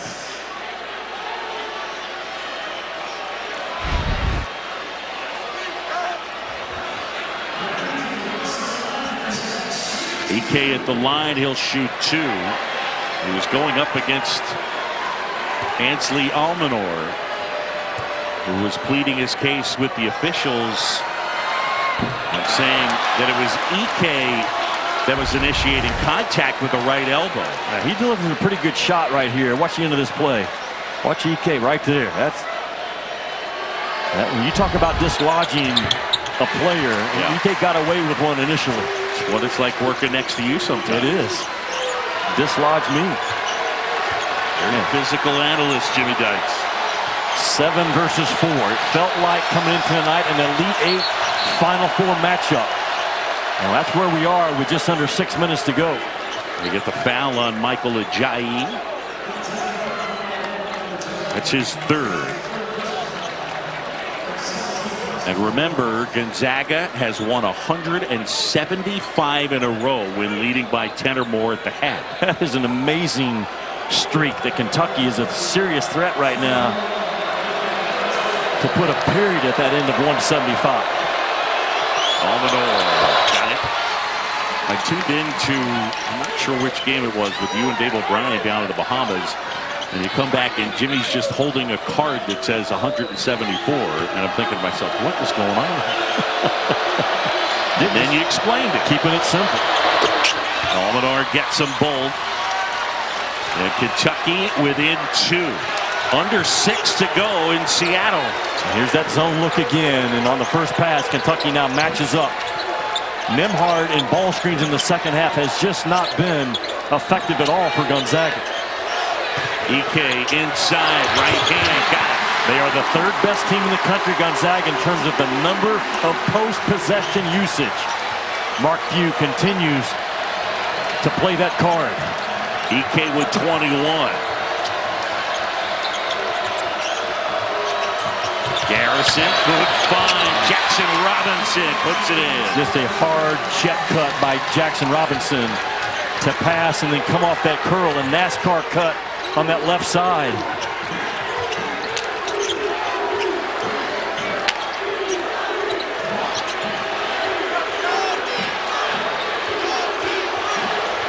Nembhard, screen from Ike. Ike gets it back off the glass and in, plus tax. Well, eventually that middle ball screen is going to come into play for Gonzaga. And Nembhard just a couple of times in this second half has been able to get to it. But on the other end first, this little NASCAR cut by Jackson Robinson just right here on that left side just turns on the gas pedal and beats Nembhard to the rim. And then right back at it, Nembhard goes to his left and finds Ike rolling all the way to the rim. The pass delivered right on target to 13 in white. Graham Ike, the transfer from Wyoming. Again, it was last year when these two teams got together. And Gonzaga, unranked, used the win at Kentucky and 23 points from Graham Ike to get their season going and eventually on to their 9th straight Sweet 16. 5-point advantage. Gonzaga with the lead, but Kentucky has fought back. They were down by as many as 18. Ray with Hickman on it.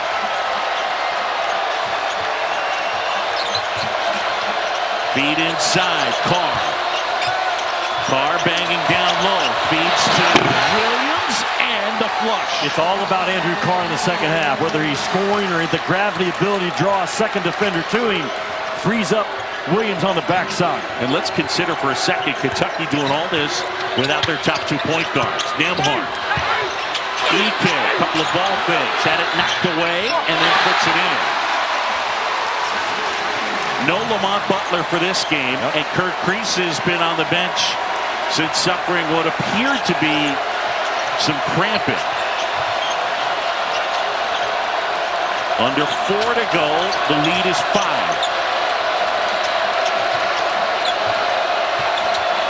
Robinson. Oh, and it goes. That's a 2. What a soft shot, though, by Robinson. You shoot line drives, you don't get that bounce. He withdrew from the draft right before the deadline and then followed Mark Pope from BYU to Kentucky. Nembhard gets it to Ajayi. Battle's been quiet the second half, left hand, and he bullies his way to the basket. That big driving small forward that Gonzaga has lacked the last few years just got a big one with Caleb Battle.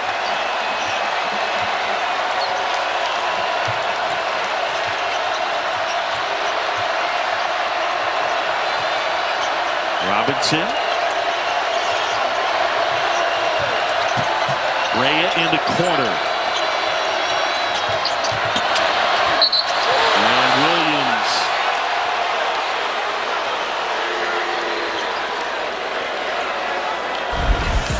Two of the biggest brands in college basketball going blow for blow. Andrew Carr has been a force in the second half, playing through contact, and Jackson Robinson with the soft stroke and the shooter's roll. But on the other end, Caleb Battle getting to that left side. We got a heck of a finish in Seattle with under 3 to go.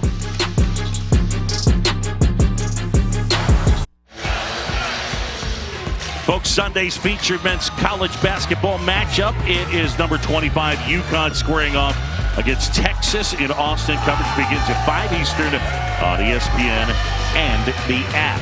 Have you seen Trey Johnson from Texas? I had freshman, yeah, man, averaging over 20 points a game. You look at those freshmen across the country. Dylan Harper at Rutgers, to me, is the best freshman right now in terms of projecting a pro. Obviously, Cooper Flagg, the Demon kid at BYU, an outstanding freshman class. You look at the game summary, Ike with 26. That's a game high. Andrew Carr has helped lead the Kentucky comeback. And in the second half, a red-hot Wildcat group, 52%. Zags led by 16 at the break. It's a 5-point game. And Gonzaga only 1 assist in the second half for Andrew Nembhard. And Mark Pope's a smart guy. He changed his defense up just enough to get Gonzaga kind of out of their ball screen rhythm. And as a result has changed this game. And Kentucky now only down 5, down 16 at the half. And Andrew Carr has led the charge for Big Blue Nation.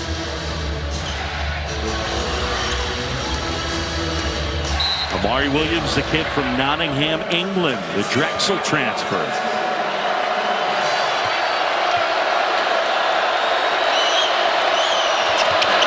Gets that one. 3-time Colonial Athletic Association Defensive Player of the Year is this kid. He's unique, though, right? Because you've described him as an initiator to some extent. A play starter up top.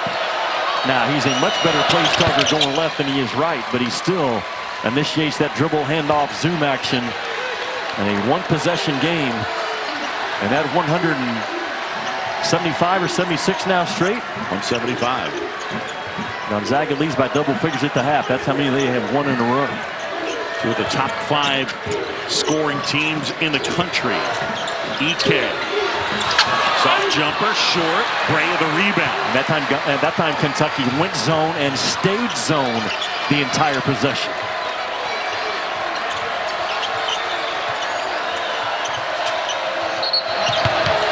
They get a foul. And that'll be on Ryan Nembhard. Luke, there's a lot of pressure on Jackson Robinson being the point guard right now. And he has handled it really well the last about 3 minutes probably. Yeah, no Kirk Kriisa out after suffering the injury. The last foul on Nembhard, his first. You mentioned that Jackson Robinson was a late guy to pull out that NBA draft and went to Kentucky. And he said the reason was very simple. Mark Pope changed my life at BYU. And Robinson, the kid that did not get a lot of run at Texas A&M or Arkansas, found new life under Mark Pope and has really blossomed into a tough cover. What a game. 1-point game here in Seattle. It's a big zone that Kentucky's throwing at you right now. A lot of wingspan to work through. That's still a zone. They have not gone to man yet out of it. Good feed. Wow. Ike finds Greg, and they go a little high-low there. Yeah, from the mid-post to the short corner. Terrific interior passing by the Zags.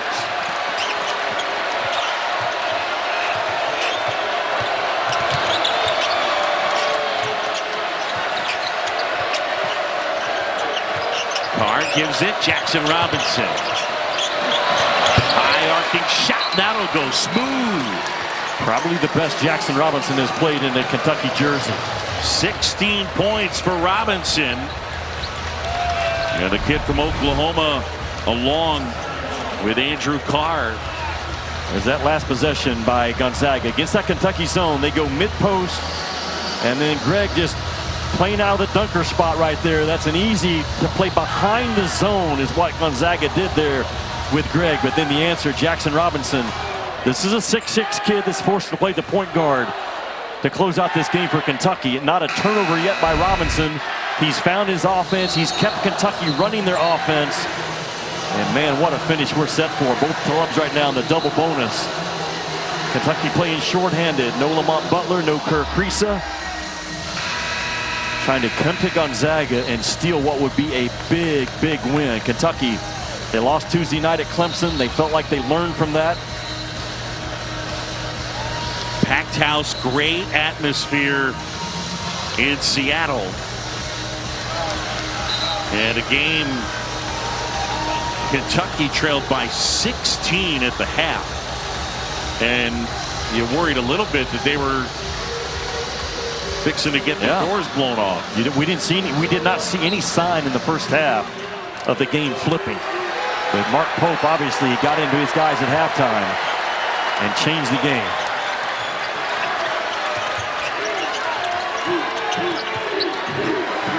EK going to work on Williams. EK inside, nice move up and under. Wouldn't fall, but he's fouled. And they continue to feed the post. It's pretty clear where Mark Few wants to go with the ball. Against man or zone, they are hammering that thing inside. The numbers back it up. Gonzaga has not shot the three-point ball well at all season in terms of Gonzaga standards. And certainly in this game, the three-point shot has not been there. So just hammer it inside to your size.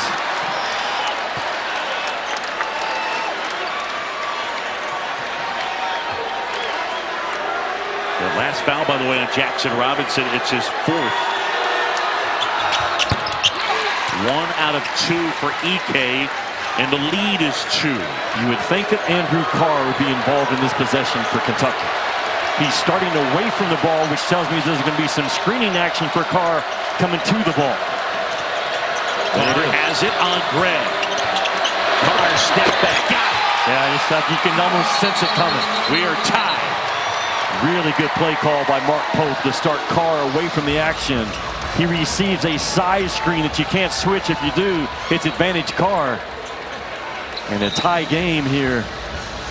Tied for the first time here tonight. Watch Carr. He's going to start away from the ball on the left side of the floor. There's the screen down for Carr. And that's a guard away. That's a side screen. They don't switch it, but it still gets Carr in position right in front of the restricted arc. He's a very gifted 6'11" skilled guy that's good in that mid-post follow-away jump shot stuff. And Mark Pope trusting his gut this second half, knowing that number 7 Carr is his advantage on the offensive end. What are they looking at over there? Let's see. Is Alandis Poole and Gregory Nixon.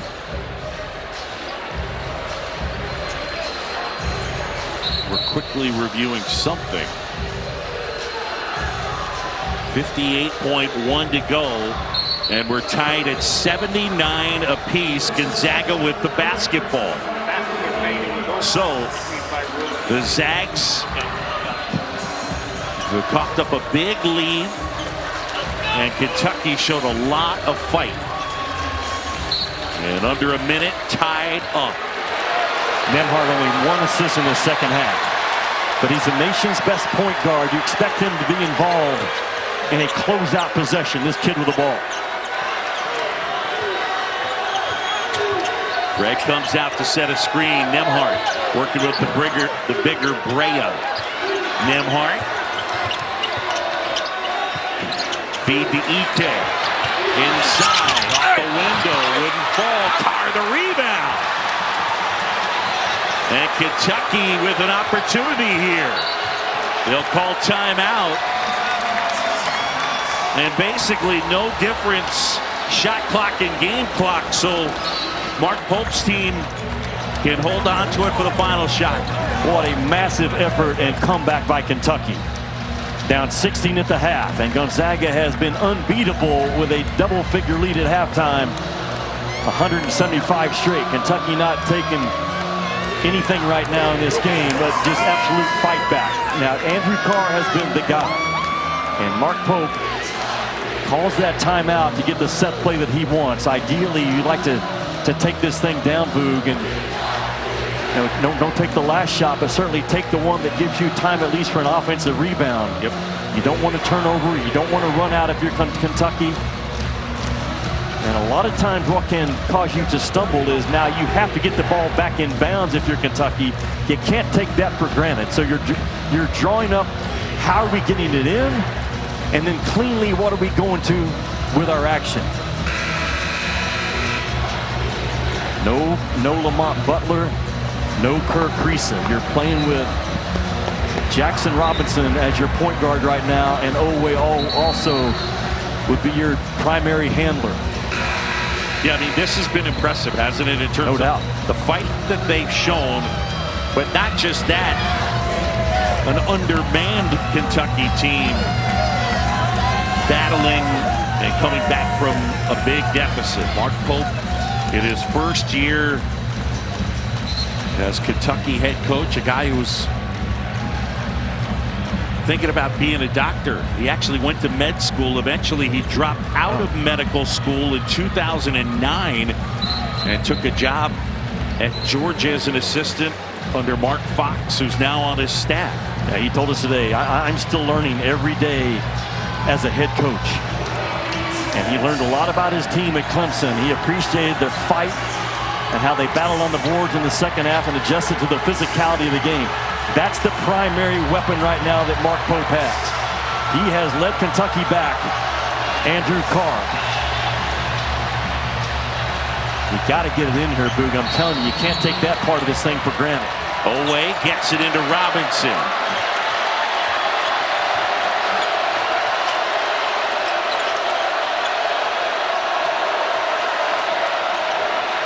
Got a half-second difference. Caleb battle on Oweh, who holds. Carr runs at him. Oweh at the basket. Rejected. Brea. Short. And we're going to overtime. Oh, man, a couple of good looks at it. Well done by Kentucky and well defended by Gonzaga. And how about the block by Ike? Oweh gets downhill with force. And right here, it looks like he's got a really good look trying to go for the lob to Williams, but Ike just erases it. And Brea at the buzzer just doesn't quite get it down. Man, what a game in Seattle.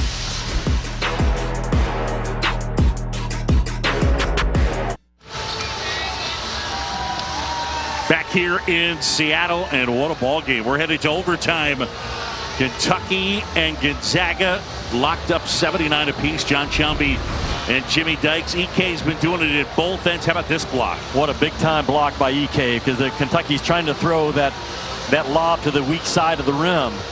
And Ike just went straight up with a lot of length and explosiveness to erase that play, because Williams was coming in for what would have been probably a game-winning dunk. And Brea doesn't get that shot to drop, and we play 5 more. I'm sure Brea is going to be seeing that one in his sleep, and a pretty good mid-range look at it. And meanwhile, this is the story. Ike, who had 18 in the first half, 27 in the game to lead all scorers. Andrew Carr really helped fuel this second half comeback for Kentucky. And as we told you, the Zags led by 16 at the break. 79-79, a top 10 matchup.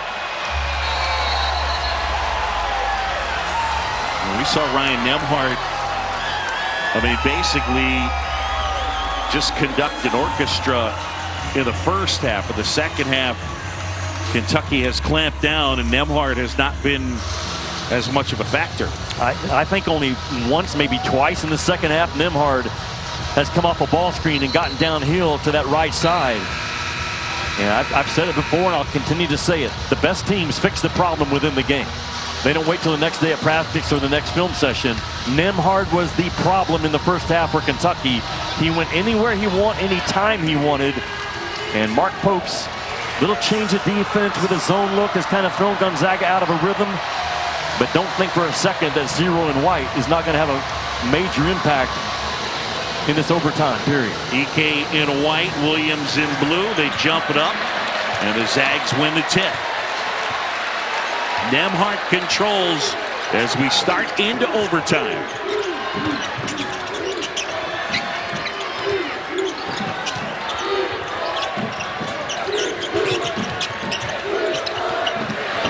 Greg inside, had it blocked.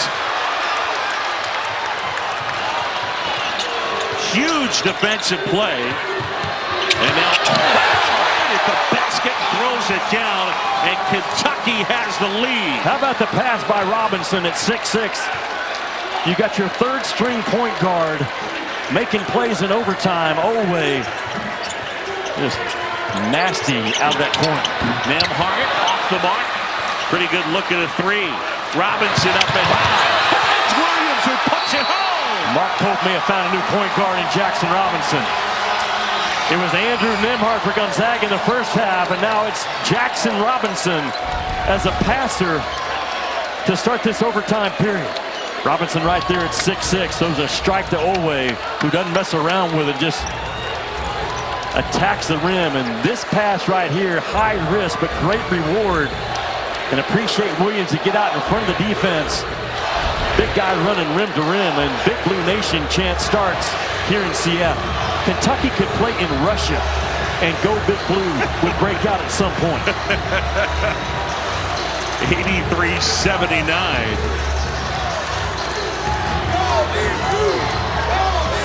What a start to the extra session for the Wildcats. This is the third straight year that these two teams have played. You and I got a chance to do it a couple years ago at the Civic Arena in Spokane. That was a top 5 matchup, and Gonzaga basically blew their doors off. They did.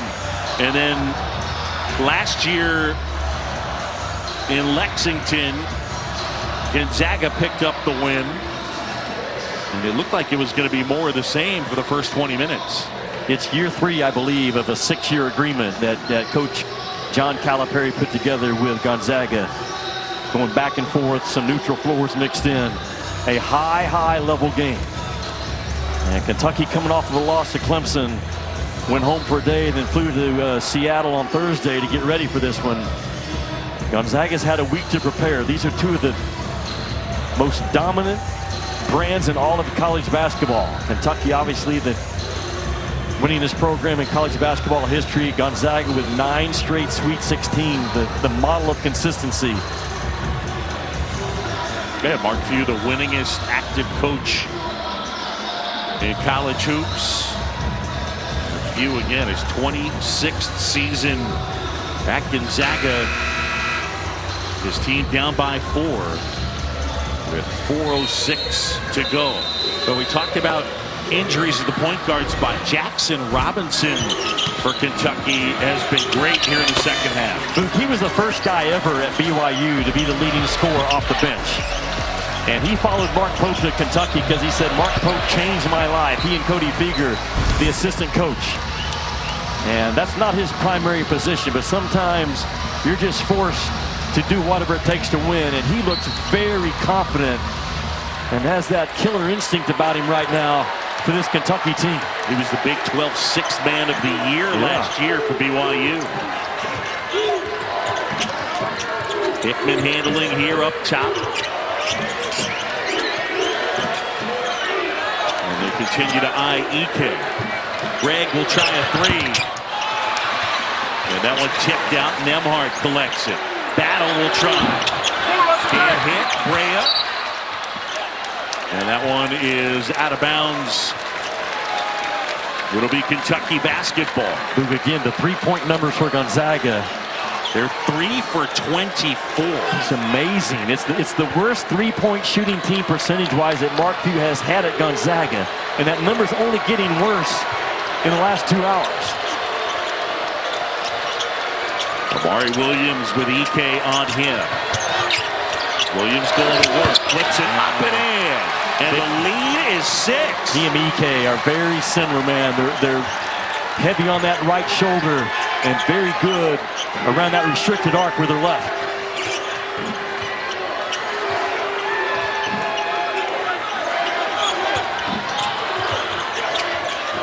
My, how things have changed from the first half. Nembhard inside, a little too strong. Nembhard diving for it. Brea comes up with it. Kentucky with the ball, under 3 to go, and they're up 6. Owe hesitation. Up and under, and he's fouled. And it'll be Ike picking up his 4th. It's almost like Mark Pope at halftime told his guys, if we lose, we're going to lose going down fighting and being way more aggressive than we were in the first half. And this team has grown up in a very difficult place against one of the power programs and one of the best teams in college basketball.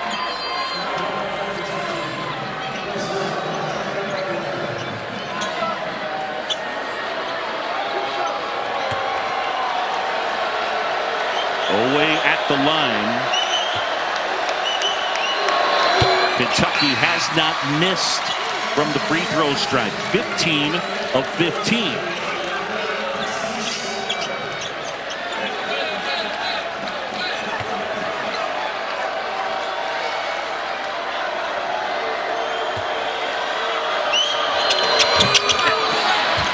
the first miss.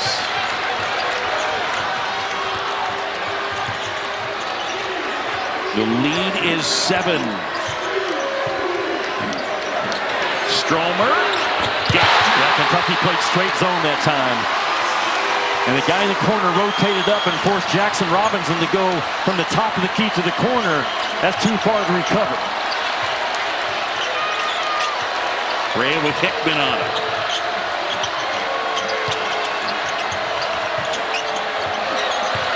Owe probing, flips it up off the glass. Little strong. EK rebounds. Can you get down 4? Can you get Nembhard in a ball screen and let him go to work? He's the best in college ball off of an on-ball screen.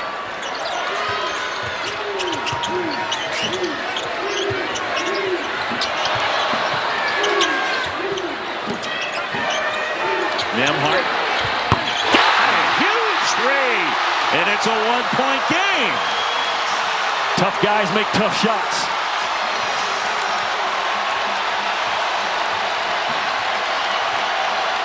'86-'85 timeout Kentucky. 1:34 to go here in overtime. Luke Nembhard got in a ball screen and he got a switch, but Kentucky did a good job of staying in front of him. Did not let him get downhill. But first we're going to look at Stromer. No, I'm sorry. This is Nembhard to start with. That's the shot right there. They got a mismatch, and Williams just not quite quick enough to recover to that reload 3. And the back bounce by Nembhard into the shot. It's the 15th battle in Seattle.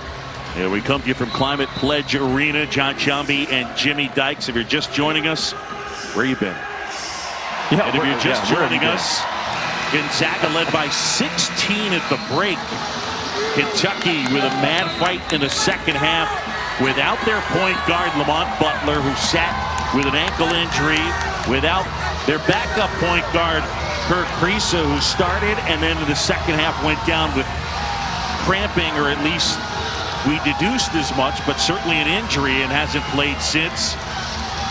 They've gotten great production out of Jackson Robinson, and they lead it by a point with 1:34 to go.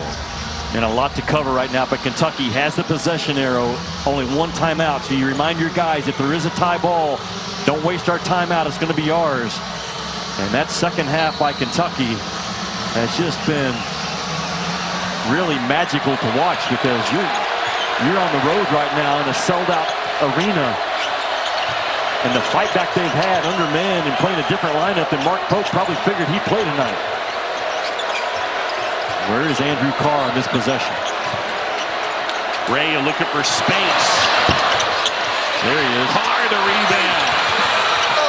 And the putback will go. Mark Few calls timeout. Well, Andrew 19 for Carr. Excuse me, Boog. And Andrew Carr got loose. And the action wasn't for Carr, but you can't forget about him. He's on the left side of your screen right there. And when this shot's taken, there's no one. No one. That's a free run for Carr. And just a breakdown on the glass defensively by Gonzaga. And Andrew Carr has been playing lights out in this second half. Transfer from Wake Forest. His official visit, actually, the plane got delayed or canceled. And Mark Pope drove and picked him up 2.5 hours in the car by himself and said, you're a must-get for me. And you're seeing why tonight. Carr started his career at his dad's alma mater, Delaware. His dad played at Delaware also, moved on to Wake Forest, and he has made quite an impact here in this game. 88-85, 109 to go in OT. Mark Few called timeout, and he had Nembhard on the bench. Got to assume Ryan will come back in. Possession arrow favors Kentucky. Double bonus. And each team with a timeout. Luke, I think it's worth mentioning again, Gonzaga has a streak of 175 straight games they have won when they've led by double figures at half. They had a 16-point lead in this one at halftime. I guess there's a clock issue. The clock never ran. 2001, 2002, 2003. Probably 3 or 4 seconds should come off of that. Yep. That game clock should probably be set to 1:05, somewhere in that vicinity.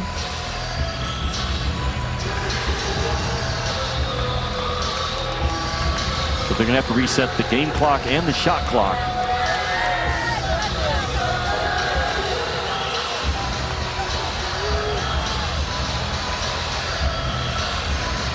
And these are the kind of games, though, that you learn so much about your team.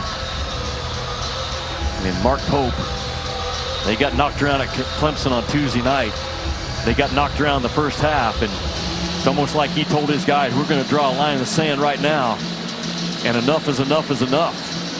And they're 109 away or 105 away, whatever they end up with, of getting a big-time win here in Seattle. So it's down to 102. They count quicker than I do. Well, hey, you know, the Jimmy Dykes internal stopwatch every once in a while. It's hard to speed me up, Boo. It like is. Nemhart.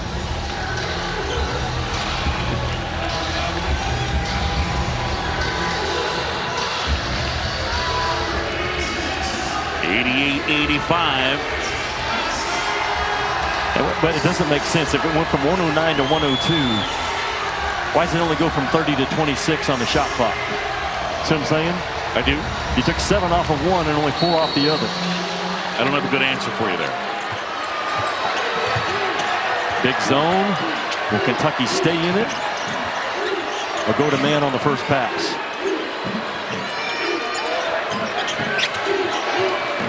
Now they're switching man now.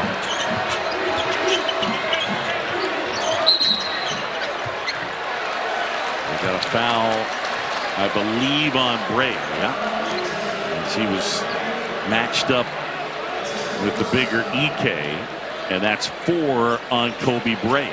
That defense, though, has made Gonzaga stagnant. You can see them thinking about it right now. Are we zone? Are we man? Or are we running? There's no ball screen action. You've taken away the fastball of Gonzaga if you're Kentucky in the second half with this defensive change.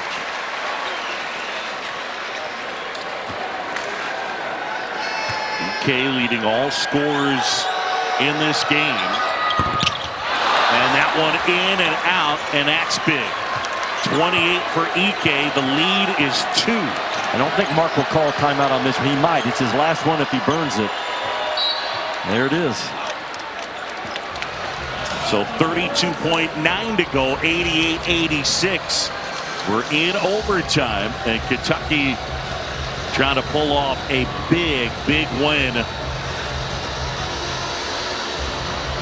Andrew Carr in the second half has been a huge factor, and a team laden with transfers, leaning on the transfer from Wake Forest. Well, he's an ideal piece in that Mark Pope offensive system. He wants his bigs to be versatile, play starters, ball screeners, guys that can score outside the three-point line and inside the three-point line. And Carr is exactly that description.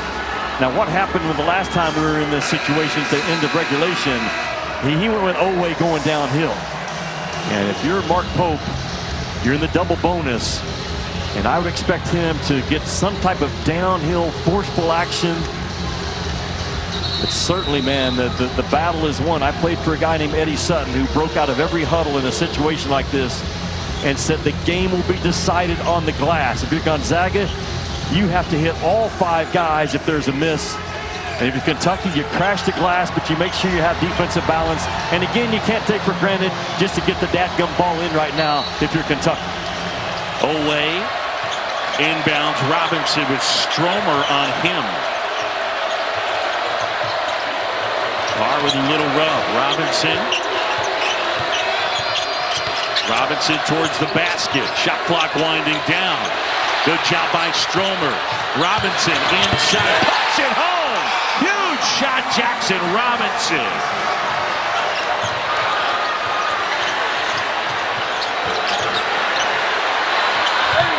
Oh, and a 3 right there by Hickman.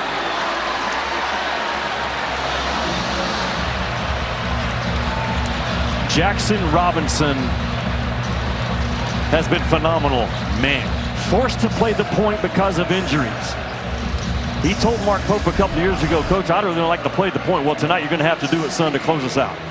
He gets downhill and takes a shot off of his left foot, a runner from about 10 feet. With and his the body going towards the left sideline of the baseline.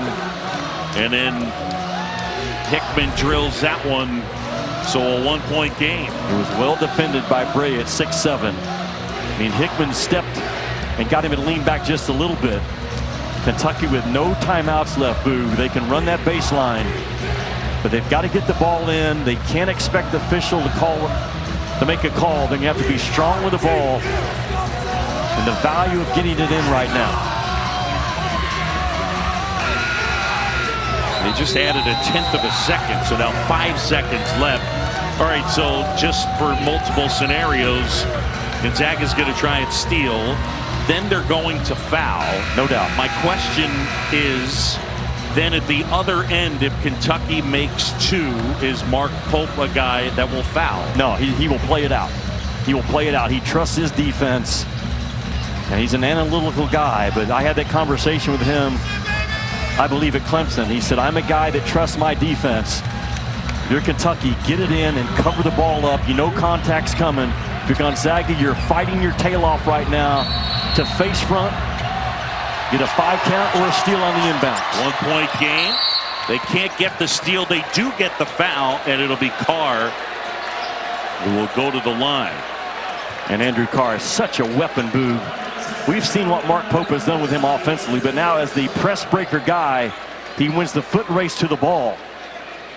And you want guys that want to be in this position, that want the ball and want to be fouled. And Carr comes in tonight right at 80% from the free throw line.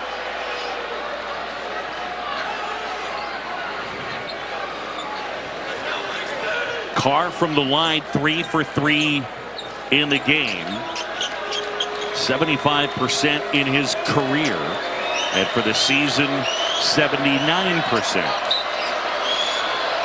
2 shots. The kid from Westchester, Pennsylvania.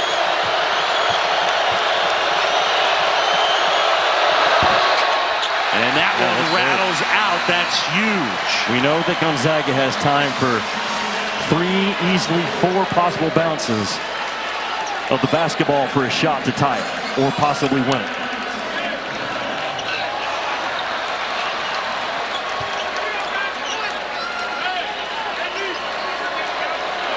You got the nation's best point guard, Andrew Nembhard.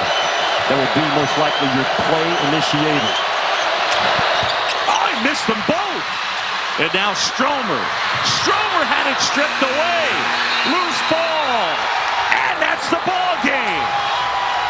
Kentucky wins it 90-89 in overtime. The mad scramble.